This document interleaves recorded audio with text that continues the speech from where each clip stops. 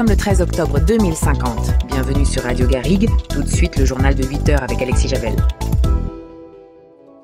Bonjour à toutes et à tous. Suite au dernier communiqué de la préfecture, les espaces naturels boisés sont à nouveau accessibles au public, le risque d'incendie étant écarté selon les experts.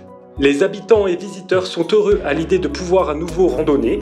Radio Garrigue est allée à la rencontre des habitants de l'Uzège afin de recueillir leurs témoignages. Bonjour, qu'est-ce que je vous sers? Un café d'orge? C'est parfait, merci. J'apporte ça et on peut démarrer. Yanis, vous êtes gérant du café-restaurant La Graine Gourmande. Nous sommes début octobre, les fortes canicules de l'été et les restrictions d'eau touchent à leur fin. La saison touristique va pouvoir commencer pour vous. Comment appréhendez-vous cela? Écoutez, la saison s'annonce plutôt bonne, on vient de réouvrir. Pour le moment, nos clients sont surtout des habitants du secteur, mais on a déjà des réservations pour la semaine prochaine. Alors, il est vrai que l'activité touristique a considérablement chuté. La pratique du canoë est maintenant très compliquée en été. On a dû s'adapter. Nous, on a fait le choix de décaler nos périodes d'ouverture. On a constaté qu'il y avait plus de monde hors saison estivale. En plus, la plupart des campings ont également ouvert ce week-end, ce qui devrait aussi nous apporter de la clientèle. Il y a des grands tronçons des Gardons, de la Cèze, du Vidourle, qui sont régulièrement à sec dès le mois de mai. Et avec les interdictions de baignade répétées, les campings qui étaient situés en bordure ont fini par fermer. Il n'y a que ceux qui avaient des piscines, et bien sûr les moyens de les rendre économes en eau, qu'on puisse maintenir l'été. Vous-même, avez-vous été impacté par les restrictions d'eau? Bien sûr, notre métier de restaurateur dépend complètement des aléas du climat.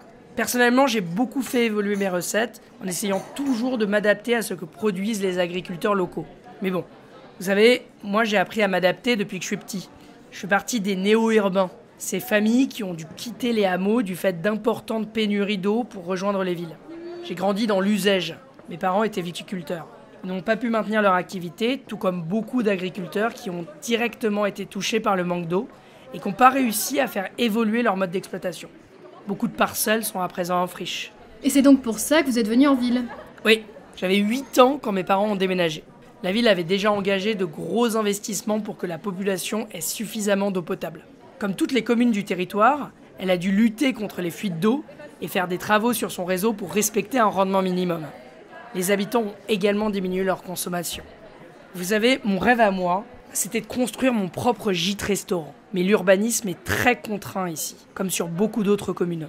Il n'y a pas assez d'eau, c'est pas étonnant. L'eau constitue une préoccupation importante dans l'aménagement des communes. Tiens, j'ai pu racheter ce restaurant à son ancien propriétaire et j'ai eu beaucoup de chance. Il est très bien situé, il se trouve à 2 pas d'un îlot de fraîcheur aménagé par la commune dans le cadre de la politique Ville Fraîche. Désolé, je vais devoir vous laisser. Ma livraison de légumes ne va pas tarder à arriver. N'hésitez pas à aller interroger des personnes assises en terrasse, si vous le souhaitez. Bonjour, comment vous appelez-vous? Bonjour, moi c'est Pascal. Je suis journaliste pour Radio Garrigue.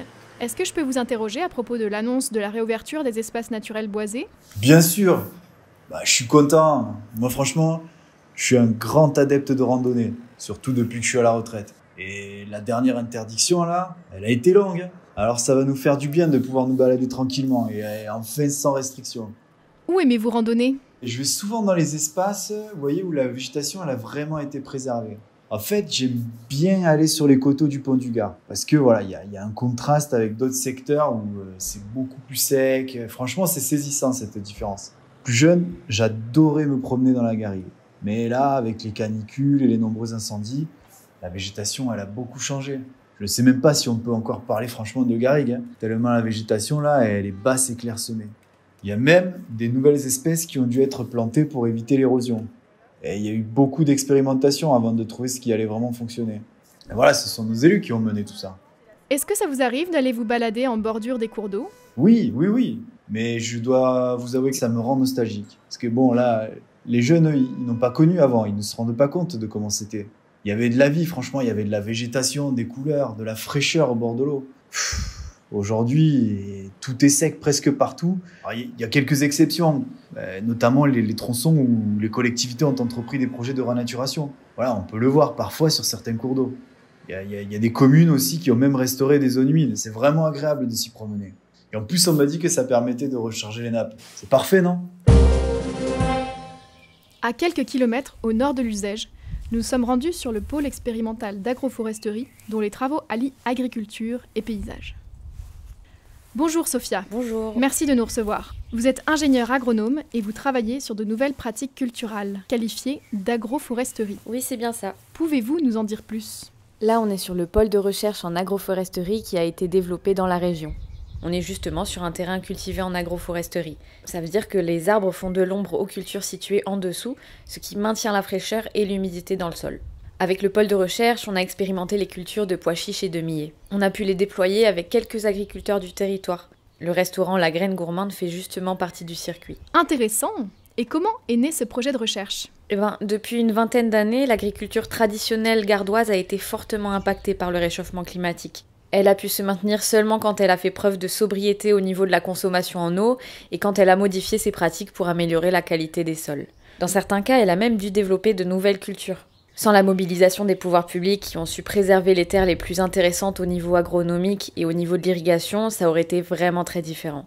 Ils ont également participé au développement des circuits courts. C'est ici que les projets d'expérimentation de nouvelles cultures et pratiques ont vu le jour. On a aussi testé la relocalisation de certaines cultures sur les versants nord, en fond de vallée, là où il y avait un peu plus de fraîcheur et d'humidité.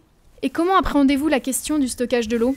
Une bonne partie des bassines construites après 2025 a été abandonnée.